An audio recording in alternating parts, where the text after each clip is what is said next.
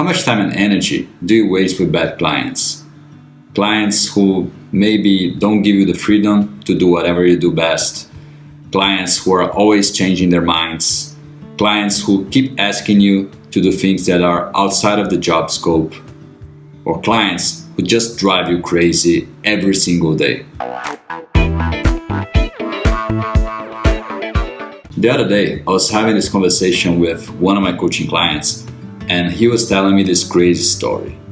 I'll call him John, just for the sake of not exposing his real name. So John was telling me that he had just lost one of his biggest clients, and of course he was frustrated and very sad because of that. So he had to look for a new one. And the usual place that he goes to look for new clients is Upwork. So he went there and started looking for a new potential job. When he was scrolling through the jobs, he found one that seemed very interesting. It was an art gallery founder who was looking for some help to sell his business intelligence reports. The job looked perfect for him because he had the skills to do it, the money was good, and he just went on and applied for the job. It took a few days for the prospect to get back to John, but then he finally made a proposal. And here's the interesting part. There was one small thing in that proposal that looked a bit strange at the time, but John decided just to ignore it and move ahead and accept the job anyway. I guess most of us, we go through that kind of situation, right? Where you kind of see that there is a red flag there, but you just say, the job is good, the money is good, I have the skills, I just want to, give it a try and see what happens. And in fact, things were going pretty well for John until in the third week, something unexpected happened. John received this mail from the client asking him to hop on a call. Urgent call was the subject in capital letters. Of course, John got a little bit anxious about that email, right?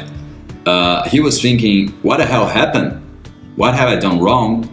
An interesting thing is that John was getting some amazing results. Before hiring John, the client used to sell only 3 reports a month. Now, with John, in the third week, he managed to sell 40 reports. And not only that, he was also growing his social media following like crazy. So you might be asking, why would John be scared, right? Anyway, the time arrived, he opened Skype, called the client, and he heard the most hostile hello of his life. What followed is a conversation that I hope that he will never have to go through again. Do you remember that I said in the beginning that there was one thing that was a bit strange about the proposal? On Upwork, there is a feature that allows the client to record your screen while you are working by taking screenshots of what you are doing. When the client made the proposal, one of the requirements was that John would have to use this feature.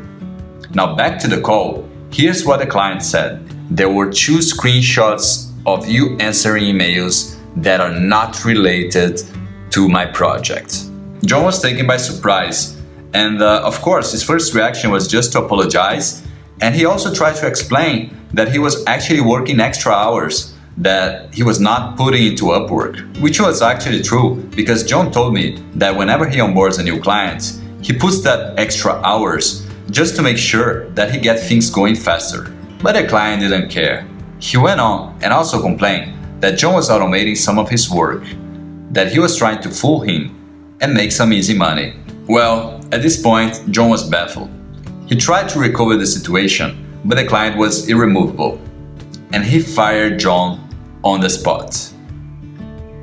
You might be surprised by that story, but I hear similar stories all the time. And most freelancers, they think that the problem is a bad client.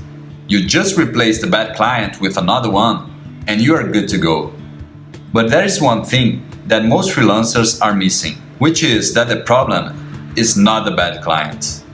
The bad client is just a symptom. The real problem, the root of the problem, is that freelancers don't have clarity of what they do, who they serve, and in this particular story, what values they care about. If John had clarity that a value like being result-oriented is key to his personal brand, he would never work for someone who is a micromanager. And you know what's the best thing about having such clarity?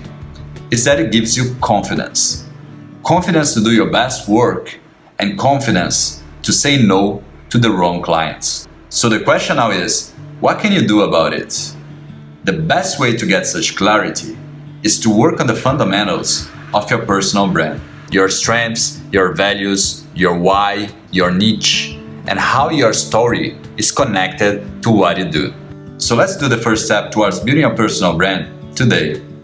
Leave a comment below telling us what would be one value that you would love your clients to have.